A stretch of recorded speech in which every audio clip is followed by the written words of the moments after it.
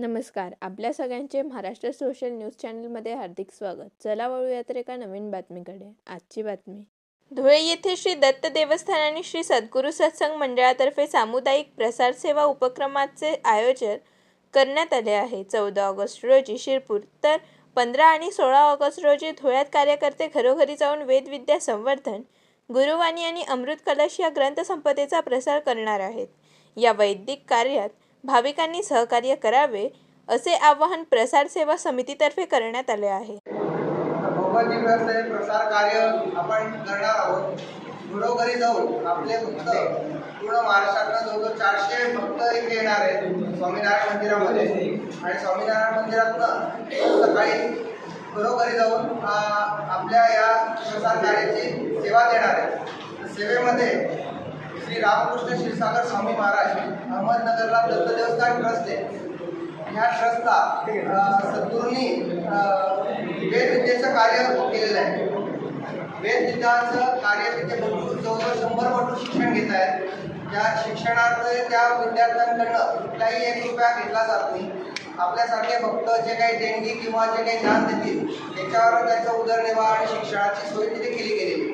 सद्गुरूंनी त्यांच्या हयातीत असताना आपल्यासारख्या भक्तांना किंवा जे प्रापंचिक लोक आहेत त्यांना ज्या प्रकारच्या अडीअडचणी येतात, संसारिक अडीअडचणी, त्या सर्व अडीअडचणी सद्गुरूंनी जे मार्गदर्शन केलेले आहे ते मार्गदर्शन या गुरुवाणी या ग्रंथातून आपल्याला दिलं गेलेलं आहे.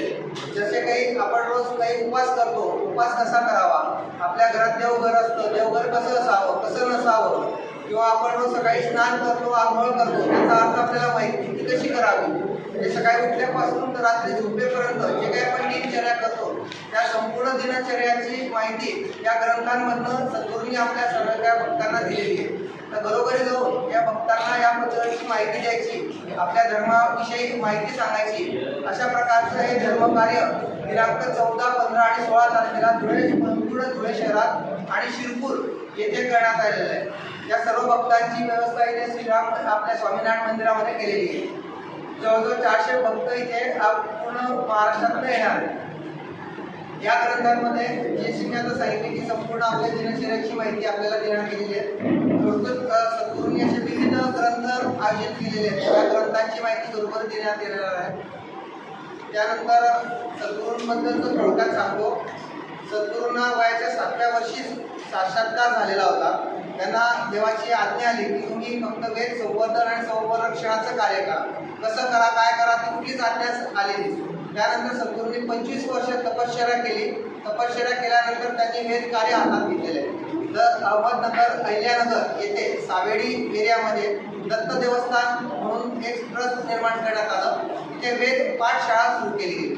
1974 मध्ये वेद पाठशाळेचं त्यांनी भव्यदिव्य तिथे उद्घाटन केलं. आज साधारण 50 वर्ष झाले वेद पाठशाळा तिथे आहे. आता त्या वेद पाठशाळेचं रूपांतर वेद विद्यापीठामध्ये केलं गेलं. म्हणजे जे काही वेद संवर्धन होतं, वेदाची विद्या घेतली जाते, त्याचं आता वेद विद्यापीठामध्ये रूपांतर करण्यात आलेलं आहे. तिथे बाहेरगावून किंवा बाहेरच्या पूर्ण भारतातून विद्यार्थी येतात आणि परीक्षा दिली जाते.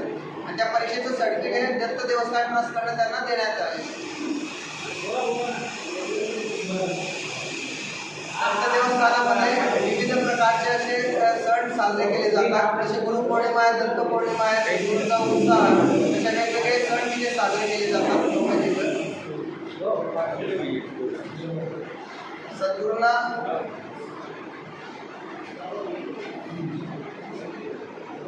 तिथं दत्त देवस्थान ट्रस्टमध्ये दत्ताचं भव्यदिव्य मंदिर उभारण्यात आलेलं आहे. जे भारतातलं भव्य आणि दिव्य असं एकमेव मंदिर आहे की एवढं मोठ्या प्रमाणात आपल्या पूर्ण भारतामध्ये दत्ताचं कुठेच मंदिर नाही आहे. एवढं भव्यदिव्य मंदिर तिथे पाषाणातनं गुलाबी दगडातनं केलेलं आहे. सद्गुरूंना नीलक्रांती प्राप्त झालेली होती.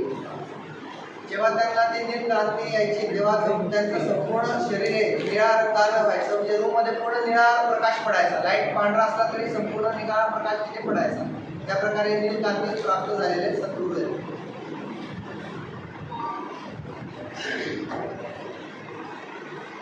अशा प्रकारे वेदपटूंना तिथे शिक्षण दिलं जातं. आपल्याकडचं PhD पर्यंत शिक्षण असतं तसं वेदामध्ये भटपटीपर्यंतचं शिक्षण तिथं दिलं जातं. म्हणजे 8 वर्षाच्या विद्यार्थ्याला तिथे ॲडमिशन घेतल्यानंतर जवळजवळ 12 ते 13 वर्ष एक वेद शिकायला लागतो. असे चारही वेदांचं शिक्षण दत्त देवस्थान ट्रस्टमध्ये दिलं जातं. त्यामुळे विद्यार्थ्यांचं संपूर्ण राहण्याचा खाण्याचा खर्च दत्त देवस्थान करतं. ते तिथेच राहतात. त्यांचं सगळं अभ्यासाचाही खर्च कुठल्याही एक प्रकारची फी म्हणून त्यांच्याकडे घेतली जाते.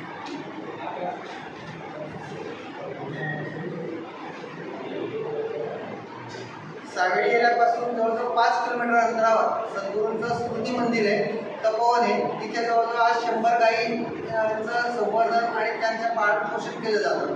या गायींच्या दुधापासूनच मिळून तिथे ते दूध दिलं जातं आणि जिथे रोज याग हवन होतात त्या यागामध्ये किंवा पूजेमध्ये त्या दुधाचा वापर केला जातो.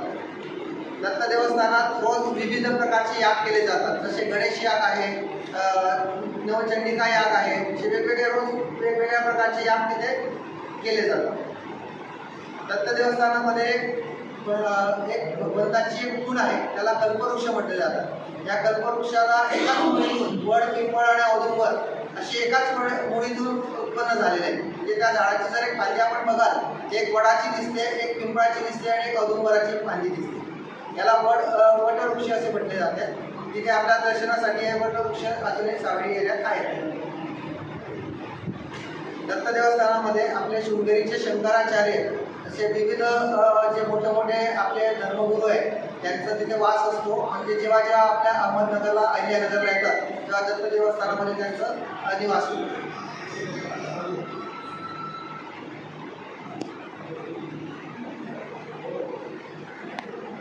येत्या 14, 15 आणि 16 ऑगस्ट रोजी इथं स्वामीनारायण मंदिरामध्ये भव्य दिवस हे प्रसाद सेवेचं आयोजन आहे. त्याची पत्रिका आहे. रोज सकाळी 6 वाजल्यापासून आरती वगैरे असे विविध प्रकारचे तिथे उपक्रम केले जातील. सकाळी 6 वाजल्यानंतर सगळे भक्तगण सेवेत निघतील. पूर्ण धुळे शहरामध्ये वेगवेगळ्या एरियामध्ये ते जातील आणि आपली जी मी आता माहिती सांगितली ती सगळी माहिती त्या घरोघरी लोकांपर्यंत पोहोचवतील.